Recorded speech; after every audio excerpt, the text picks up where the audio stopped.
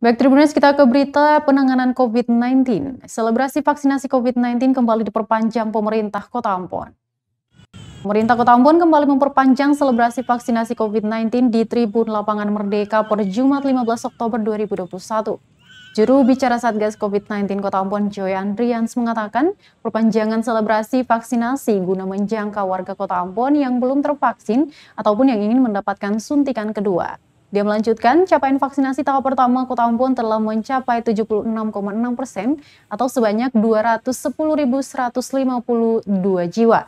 Telah disuntik vaksin per Minggu 17 Oktober 2021. Sementara tahap kedua mencapai 116.000 sekian jiwa yang divaksin dari total target 274.194 jiwa. Meski memperpanjang vaksinasi massal itu, namun jumlah vaksinator tak sebanyak sebelumnya. Hanya 2 jalur yang disediakan. Andreas berharap perpanjangan selebrasi dapat mempercepat tercapainya target 100% hingga bulan Desember 2021 nanti. Diketahui Tribuners, selain vaksinasi di Tribun Lapangan Merdeka, pemerintah kota juga menggelar vaksinasi di pusat perbelanjaan setiap akhir pekan. Tahap 2 itu dari total target 274.000 sekian, itu baru tercapai 119.000, sehingga dari presentasi itu baru 4,8. Kali itu mulai tanggal 15 Oktober kita langsung melakukan perpanjangan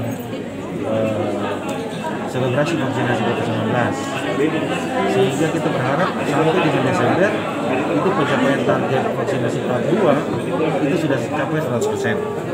Sementara untuk vaksin tahap 1 sampai data terakhir kemarin itu menurunkan posisi kita pada 76,6%, atau dengan target 204.000 sekian sudah capai 210.100 jiwa. Kita berharap juga selain pelaksanaan vaksinasi di Tribun Lapangan Merdeka, itu juga kita bukan layanan vaksinasi untuk di mall-mall, CC, MCM maupun di Amplas, itu yang dilaksanakan tiap Sabtu Minggu 2 minggu sekali.